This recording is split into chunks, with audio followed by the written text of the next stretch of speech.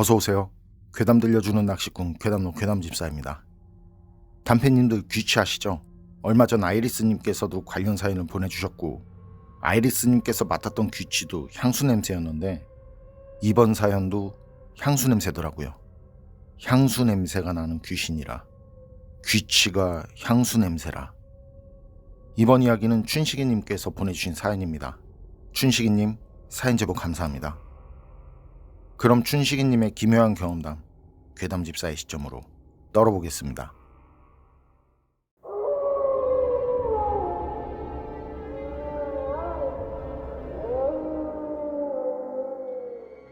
제가 소름 돋는 오싹한 이야기 하나 해드릴게요. 2015년에 있었던 일인데요. 아산 탕정에서요.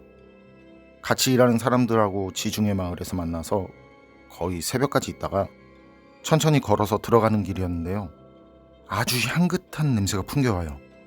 그래서 이거 냄새 좋다고. 그런데 사람들은 무슨 냄새 이러는 거죠. 그래서 지금 나만 맡은 거냐고. 향수 같은데 냄새 안 나냐고. 그런데 거기가 공사를 하는 곳이었고 그 시간에 그 길엔 우리 외엔 사람이 없었거든요. 제가 생각해도 이상하더라고요. 그런데 진짜 분명히 그 공사하는 곳을 지날 때 향수 냄새가 풍겨왔다는 거죠. 전 왔던 길을 바로 돌아서 방금 지나왔으니까 다시 돌아서 그 앞으로 갔는데 물론 거기엔 사람은 하나도 없고요. 그런데 분명 좀 전에 맡았던 향수 냄새가 그땐 또 나지 않더라고요. 이상하다. 분명 향수 냄새가 났었는데 내가 잘못 맡았나? 그러고 돌아서는데 그때 사람들은 그냥 앞으로 계속 걸어가고 있었고요. 그런데 같이 일하는 사람 중 차도 쪽으로 가는 친구 옆에 어떤 여자가 걸어가고 있어요. 아는 여잔가? 그렇게 생각하려는 그때 그 여자가 차도 쪽으로 넘어가서 가고 있었는데요. 그때 차가 한 대 지나가는데 그 여자를 그냥 지나쳐서 지나가더라고요. 전 처음엔 차가 멈출 줄 알았는데 그냥, 그리고 저도 모르게 소리를 질렀고 달렸고 그랬더니 사람들이 돌아서서 절 쳐다보고. 그런데 그땐 그 여자는 온데간데 없고 느낌이 오더라고요.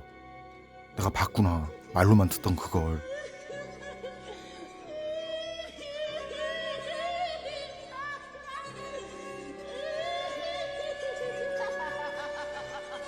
그런 생각이 바로 머릿속에 떠오르는데 이걸 말을 할 수가 없는 거예요. 그걸 누가 믿겠어요. 그냥 우스운 사람만 되는 거지. 그리고 전 애써 제가 잘못 본 거라고 부정하고. 그런데 그렇게 아닐 거야 하면서도 그 뒤론 거기 혼자 다니지 못하겠더라고요. 특히 그 공사장 쪽은 차를 몰고 지나가다가도 그냥 슬쩍 쳐다보지도 못하겠어요. 혹시나 하는 마음이라는 게 있잖아요. 붙을까봐. 왜 그런다잖아요. 자기 아는 척하면 달라붙는다고. 딱히 제가 그런 쪽을 믿거나 그런 사람은 아닌데 조심해서 나쁠 건 없으니까. 그래서 한동안 그렇게 다녔었는데 그러다 전 거기서 다른 곳으로 가서 일을 하게 됐고요. 거기서 같이 일하던 사람들도 대부분 다른 곳으로 가게 됐는데 같이 일하던 사람 중 하나가 연락이 왔어요. 가명이가 죽었다고. 간암으로 죽었다고요. 다들 그런 건 아니겠지만 거기서 일하는 사람들이 아주 친한 사이가 아니면 같이 일하고 친해졌어도 그 현장이 바뀌면 그닥 챙기는 게 없거든요. 경사든 조사든 그냥 그렇구나 하는데, 그런데 그때 고인이 된 가명이는 제가 처음 일을 시작할 때 알았고 한 10년 정도 친하게 지낸 친구라 장례식장에 갔었어요. 제가 일이 있어서 좀 늦게 갔었거든요. 가니까 그날 올 사람들은 다 왔다 간 것 같고 새벽에 사람들이 별로 없는 시간이었는데 자리를 지킬 사람들만 남아서 이제 모여서 술도 마시고 하는데요. 그땐 일 도와주시는 분들 있잖아요. 그분들도 가고 없잖아요. 그리고 고인 가족들도 힘들고 하니까 직접 주방에 가서 먹을 것들을 좀 챙겨서 가져오려는데 거기 주방에서 향수 냄새가 나요. 좀 전까지 사람이 있다 간 것처럼. 그런데 그쪽 근처엔 사람도 없고 그때 갑자기 닭살이 확 올라오더라고요. 그 향수 냄새, 전에 맡은 그 냄새 같다는 기억이 나더라고요. 좀 특이했거든요. 향긋한데 뭐라 그럴까, 좀 시큼한 냄새가 나는. 그런데 그때도 그게 향수 냄새가 많이 비슷하니까 제가 전문가도 아니고 그래도 기분은 이상이죠. 아무도 없는데 향수 냄새가 나니까. 그리고 장례식장에 향수? 그렇게 진한 향수를 뿌리고 오는 사람이 있을까요? 제가 알기론 그게 좀 그런 것 같은데, 어쨌든 그 상황, 이리 생각하고 저리 생각해도 이해가 안 됐었어요. 그리고 다시 자리에 앉아서 대화들이 오가는데, 그때 가명이랑 아주 절친이고 같은 현장에서 일한 친구가 조심스럽게 그리고 조용하게 얘기를 하더라고요. 가명이가 많이 아팠다고. 자기가 마지막 병문안 갔을 때 이상한 말도 했다고요. 자기 침대 밑에서 계속 여자 향수 냄새가 난다고요. 그런데 힘이 너무 들고 아파서 그 침대 아래를 볼 수 없다고. 침대 아래 좀 봐달라고.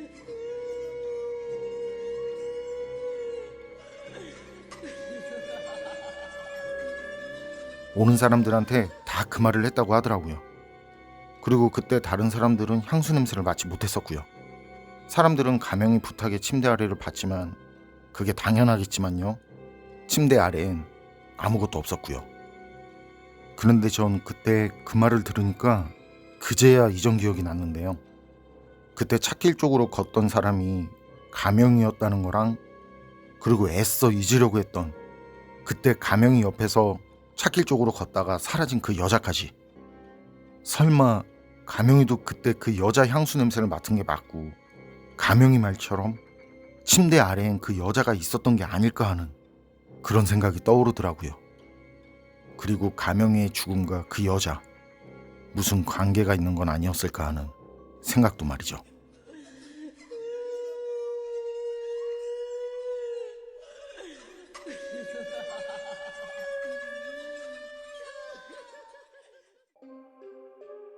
춘식이님 사연은 여기까지인데요.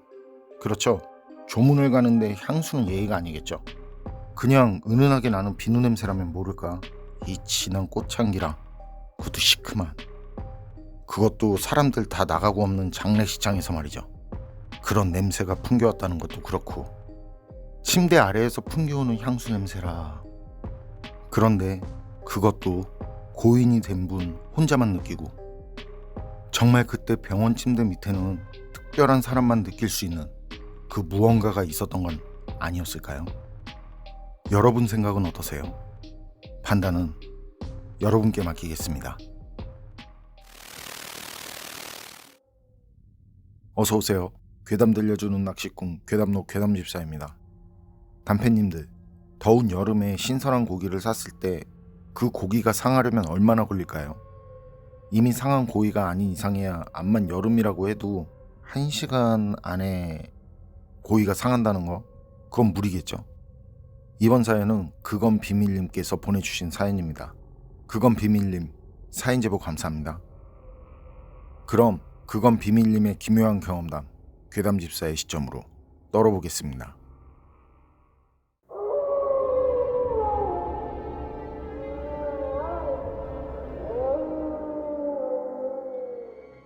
제가 소름 돋는 오싹한 이야기 하나 해드릴게요. 80년대 중학생 시절 여름방학 때 시골 할머니 댁에 가면서 생긴 일이에요. 할머니 댁에 가려면 기차역에서 내린 뒤 30분 정도 걸어가면 되는데요. 늘 어머니랑 같이 가던 걸 그땐 중학생도 되고 했으니까 이젠 저 혼자 가겠다고 생떼를 썼거든요. 그런데 의외로 쉽게 허락을 해주시는 거예요. 어린 나이였지만 뭐가 이렇게 쉬워 이랬으니까요. 그리고 혼자 기차를 타고 간다는 마음에 기분도 좋고 다 큰 어른이 된 기분. 어머니는 종이에 어떻게 가라고 적어주셨고요. 거기엔 미션까지 주시더라고요. 역에서 할머니 댁 가는 길엔 늘 들리던 정점이 있었는데 거기서 고기 좀 사가지고 가라는 말씀이셨어요. 정확히 무슨 고기인지 그리고 어떤 부위인지는 기억이 잘 나지 않는데 고기는 밝고 빨간색이어야 한다면서 고기 고르는 방법도 적어주셨던 거죠. 그때 기차가 통일호, 비둘기호, 무궁화호가 있었는데 어릴 때 기억이지만 그 오렌지색 무궁화호가 정차역도 적고 그래서 제일 빨리 갈 수 있었지만요. 나온 지 얼마 안 돼서 비쌌고요. 파란색 비둘기호는 역마다 서서 굉장히 느렸어요. 그래서 어머니랑 다닐 땐 무궁화호랑 비둘기호 그 중간인 늘 녹색 통일호를 탔었는데 그땐 이쁜 오렌지색 무궁화호를 타고 싶었던 거예요. 그때 어머니가 종이에 적어준 건 물론 통일호였지만요. 게다가 통일호는 1시간 정도? 그 정도 더 기다려야 하더라고요. 그래서 전 그거 무시하고 무궁화호는 사람도 별로 없고 좋더라고요. 덕분에 도착 예정 시간보다 1시간 정도 이상 빨리 갔었고요. 역에서 내려서 바로 할머니 댁으로, 그리고 가다가 어머니랑 들리던 정육점에 가서는 이런저런 말 없이 그냥 어머니가 적어주신 종이를 보여드렸어요. 그때 정육점 사장님이 아주머니였던 것도 기억하고요. 그 아주머니는 웃으시면서 제가 드린 그 종이를 보시고, 그리고 종이에 적힌 대로 고기를 잘라서 그 포장하는 종이에 싸서 봉지에 담아주셨었죠. 저랑 비슷한 나이대라면 다들 아시겠지만 그땐 지금처럼 위생봉투라든지 일회용 용기에 담아서 이렇게 랩으로 싸주는 게 아니라 그냥 신문이나 종이에 싸서 줬었잖아요. 그래서 그거 받아 들고는 들뜬 마음으로 할머니 댁으로 향했었죠. 할머니께서 놀라시겠지 이러면서. 그리고 가는 길에 작은 가게가 있었는데 거기서 빙과류 하나 사들고는, 그때 기억이 그게 토끼가 그려진 하드였거든요. 깐토끼인지 깐돌이인지 기억은 잘 안 나는데 하여튼 달달한 팥맛 나는 그걸 왜 기억하냐면 제가 그걸 제일 좋아했었어요. 가격이 50원이었다는 것도 정확히 기억하고, 제가 500원을 주운 적이 있는데 그거 10개 사 먹을 정도로 좋아했었어요. 날이 날이다 보니까 너무 덥더라고요. 그래서 빙가류나 하나 사 먹자 하고 가게 냉장고를 보니까 그게 있더라는 거죠. 그래서 그거 사들고는 근처를 둘러보니까 마침 커다란 나무 아래 그늘지고 좋은 곳이 있더라고요. 그래서 전 거기 앉아서 편안하게 그거 다 먹고, 못내 아쉬워서 하나 더 사 먹고, 그리고 다시 일어나서 할머니 댁으로. 할머니 댁에 도착하니까 할머니가 저희 보고 놀라세요. 어떻게 벌써 왔냐고. 저는 그게 뭔 말인가 해서 할머니한테 여쭤봤죠. 그랬더니 어머니가 미리 할머니한테 제가 몇 시쯤 도착할 거라고 말씀을 드려가지고 그때 기차 오는 시간 맞춰서 나가려고 하셨다고 하더라고요. 그리고 그때 뒤에서 들리는 어머니 웃음소리. 어머니는 제가 잘 가는지 그게 걱정돼서 저 모르게 조용히 뒤에서 따라오셨더라고요. 저도 그런 상황에 웃음이 나오고, 그리고 어머니께서 제가 1시간 일찍 있는 그 무궁화호를 탄 것부터 오다가 빙과류를 2개나 사 먹었더라는 것까지 죄다 할머니께 말씀드리면서 두 분은 또 웃으시고. 그런데 할머니께서 고기를 보시더니만 고기가 왜 이래 그러세요. 그래서 저도 어머니도 고기를 봤는데 고기가 상해서 어두운 갈색으로 변질됐더라고요.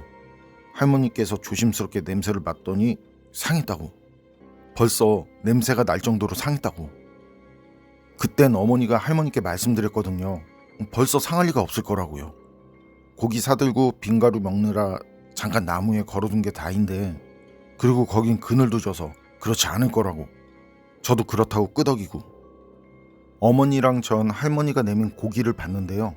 이게 당시 진짜 큰 충격이라 그게 어릴 때 기억이고 오래됐어도 아직까지 잊혀지지 않더라고요. 진짜 그때 그 고기 바깥쪽으로 부분이 어두운 갈색에 냄새가 날 정도로 상해 있었어요.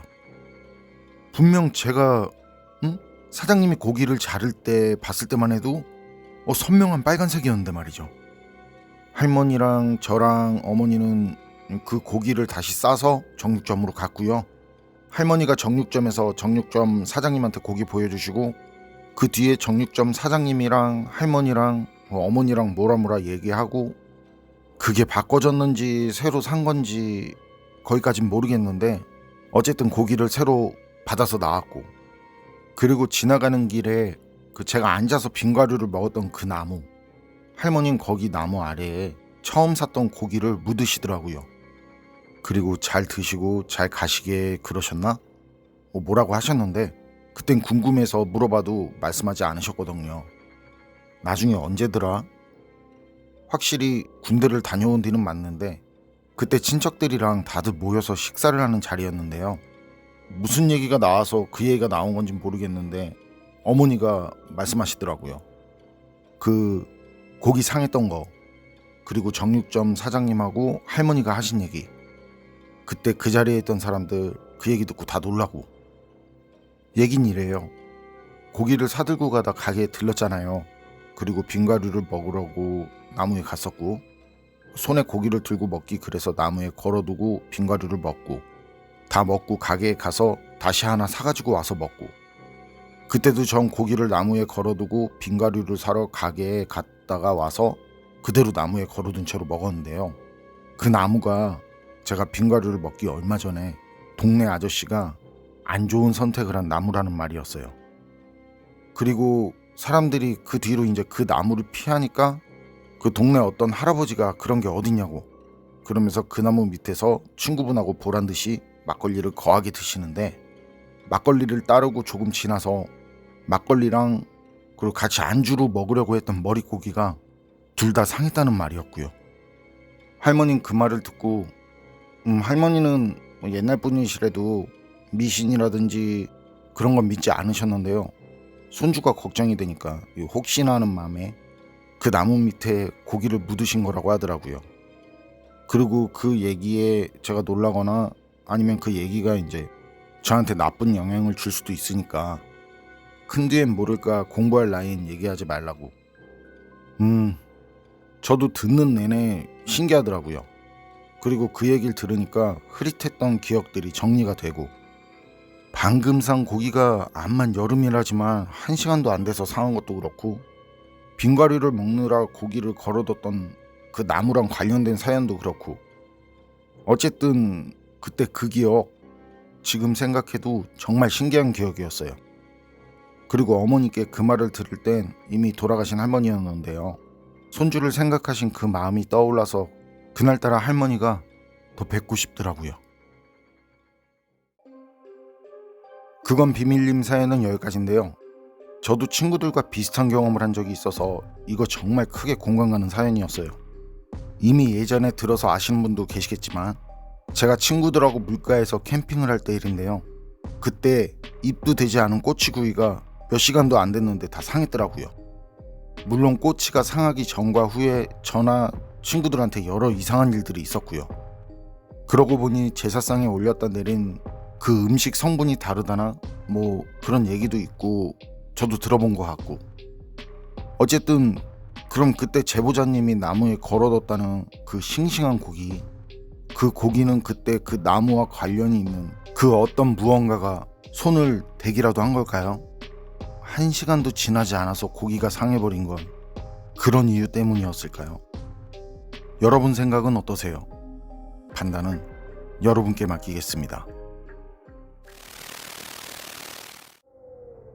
어서오세요. 괴담 들려주는 낚시꾼 괴담록 괴담집사입니다. 여러분 귀치라고 들어보셨을 거예요. 귀신 냄새, 귀치 그거. 귀신에 따라서 나는 냄새가 다르다고 하죠. 그런데 이번 사연을 보니 그 귀신은 그 냄새, 그 귀치라는 거, 그게 딱 정해진 것 같진 않아요. 제 생각에도 그랬었는데, 이번 이야기는 붕해꾼님께서 보내주셨습니다. 붕해꾼님은 이 사연 외에도 많은 사연들을 보내주셨는데요. 정말 하나하나가 기묘하고 오싹하더라고요. 붕해꾼님 사연 제보 감사합니다. 그럼 붕해꾼님의 기묘한 경험담 괴담집사의 시점으로 떨어보겠습니다.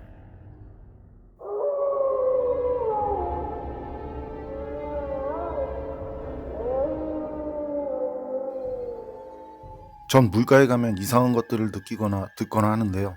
일상생활에서는 그다지 많지 않은데 그렇다고 아예 없는 것도 아니고요.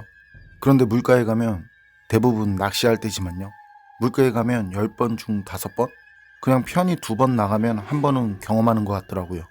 그래서 이젠 뭐 크게 신경 쓰지 않는데, 그렇게 경험한 여러 에피소드 중 하나를 풀어보겠습니다. 이건 친구들하고 안동 쪽으로 비교적 최근에 1박 2일로 낚시 겸 캠핑을 갔을 때 일인데요. 거긴 차박이 가능하고 붕어 대낚시도 가능하고 꺽지 루어 낚시도 가능한 곳이에요. 그래서 친구들과 자주는 아니더라도 종종 가는 곳이었고요. 그땐 친구가 새 차를 뽑아서 차박도 할 겸 겸사겸사해서 갔었고요. 우린 오전 일찍 출발해서 점심 조금 지나서 도착을 했는데요. 새벽엔 아직 추운 초봄이라서 그런지 모르겠지만 그때가 주말인데도 사람들이 별로 없더라고요. 붕어 조사님 2분 있었나? 루어 낚시하는 사람도 한 2명 정도 있었고요. 우린 늘 가면 야영 자리를 잡는 곳이 거의 정해져 있는데 그쪽이 사람들이 선호하지 않는 쪽이라서 그런지 그날도 그쪽엔 자리가 비어 있더라고요. 그쪽에 텐트 피칭하고 간단히 라면 끓여 먹고 시간이 아까우니까 우린 바로 낚시를 시작했는데요. 그런데 제가 낚시하려고 잡은 그 자리 주변에 음식들이 조금씩 담긴 그릇들이 주변에 있는 거예요. 본디 이게 한 자리에 있던 것들 같은데 음식들 상태를 보니까 그리 오래된 것 같지는 않고요. 전 그거 조심히 모아서 한편에 잘 다시 놔주고 그 옆에 자리를 잡고 낚시를 했고요.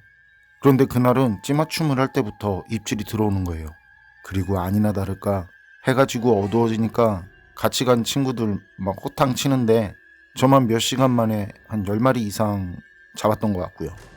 그렇게 낚시를 하다가 허기가 져서 이제 식사를 곁들여서 소주 한잔 하는데 이상하게 어디에선가 그 향냄새가 나더라고요. 그거 분명 향냄새였거든요. 모기향 그런 게 아니라 장례식장이나 그 제사 지낼 때 그 향냄새. 그땐 루어 낚시하는 사람들은 다 빠지고 붕어 낚시하는 사람 몇 명만 있었는데 그래서 처음엔 모기향 냄새인가 했었거든요. 그런데 그땐 모기도 없을 때고 그게 시간이 지나면서 그 냄새가 더 짙어졌는데 그건 분명 향 냄새였어요. 그래서 어디서 향 태우나 했었거든요. 근데 친구들이 무슨 냄새 그러는 거예요. 저녁 준비하는 음식 냄새만 난다면서 말이죠. 이상하네. 이게 안 나? 전 친구들한테 얘기하다가 아차 싶더라고요. 그게 그때 나한테만 나는 냄새구나 하는 그 빌. 그런데 희한하게 식사를 시작한 뒤로는 그 향냄새가 나지 않더라고요.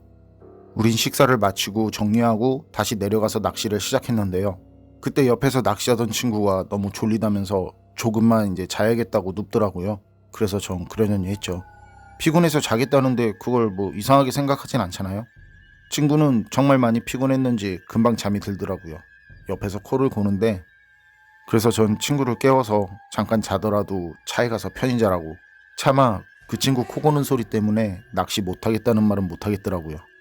친구는 그래야겠다면서 바로 차로 갔고 전 조용해진 분위기를 만끽하면서 다시 찌를 열심히 바라보는데 그 친구가 일어난 뒤 정말 얼마 지나지 않아서 향냄새가 또 나더라고요. 아까 맡은 그 향냄새.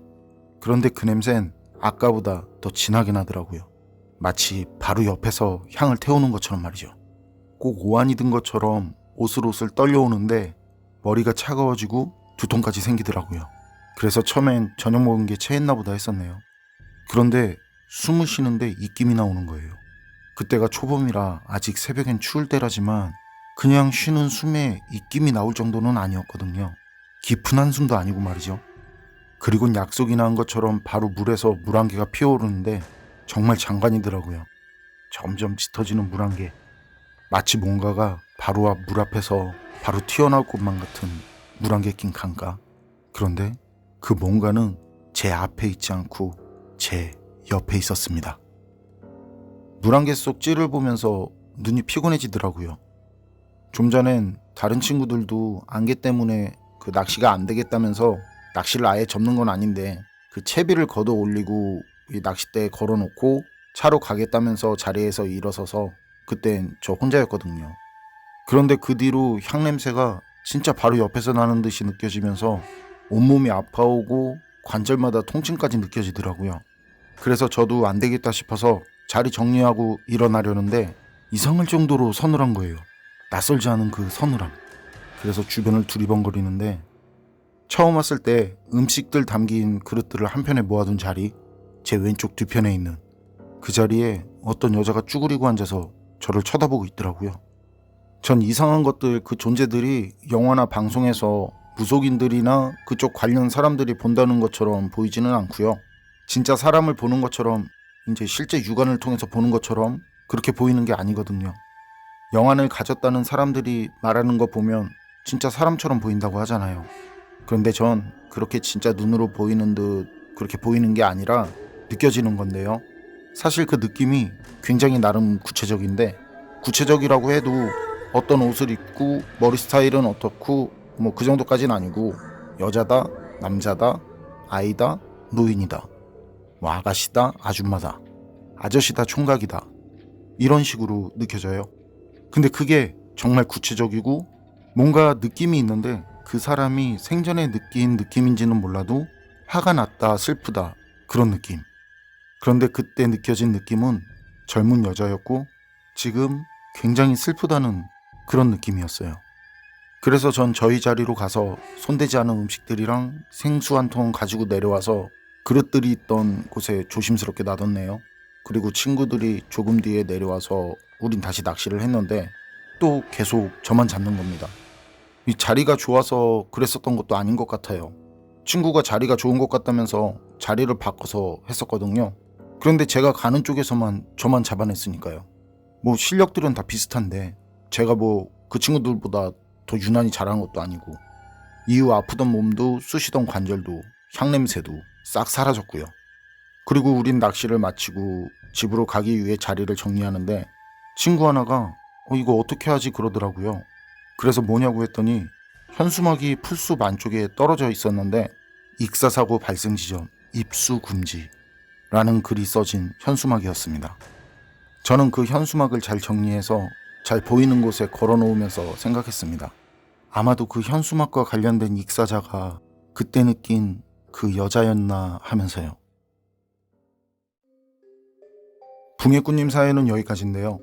아무도 맡지 못하는 향냄새, 전 이것만으로도 오싹하더라고요. 그리고 자리를 바꿔도 남들보다 더 많이 잡히는 조각. 제보자님이 그날 경험한 것들은 거기서 익사한 사망자와 정말 무슨 관계가 있는 건 아닐까요?